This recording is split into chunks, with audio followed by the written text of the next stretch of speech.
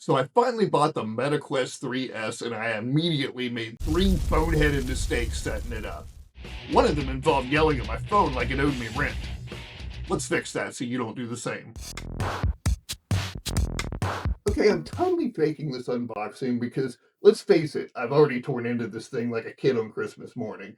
But this is pretty much what it looks like when you get it, minus the coffee stains on the sleeve. You slide off this outer sleeve, super premium cardboard here, by the way, and inside is your portal to endless fun. Oh look, power button. Let's power it on and dive in. None shall pass. What? None shall pass. What the flap, Dad?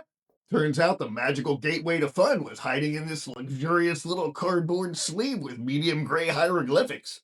Start here in itty bitty gray letters. I've seen ingredient labels with bigger fonts. When you scan it, it just says download the Meta Horizon app. Ah, so that's where the fun was hiding.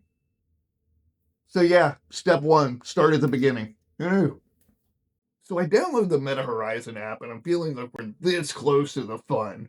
All I need to do is log in and we're good to go, right? I know that's my password. You sunny little bunny. Oh! Why won't you take my password, phone? Are you too good for my password, you piece of... Turns out I was just being an idiot. I was using my old Facebook/Meta login. Turns out the Quest 3 uses a completely different login system. No big deal once you know, but it's not obvious, especially to somebody like me who still remembers his AOL password. So yeah, lesson learned.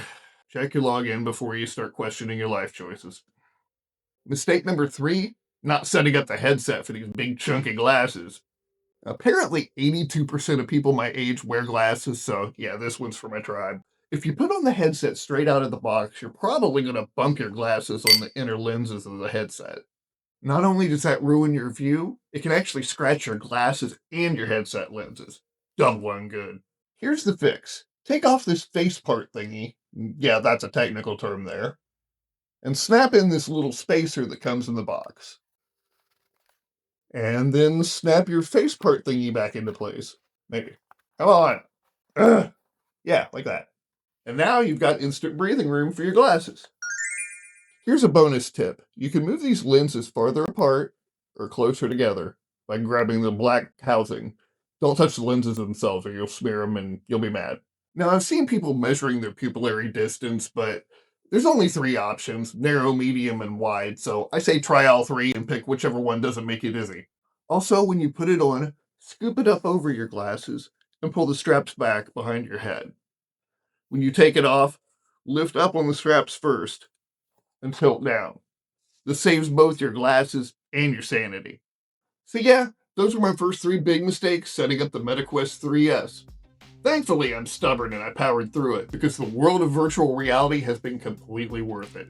I'm using VR to improve sleep, lower stress, interview better, get healthier, spark creativity, and who knows what else.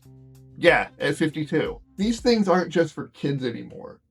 They're just as valuable to us and probably even more so. Anyway, if this helped you avoid screaming at your headset, toss a like on it. And if you want to dive into VR without the frustration, hit subscribe. I'll do my best to keep things simple. Because after all, why should the kids have all the fun? See you next time.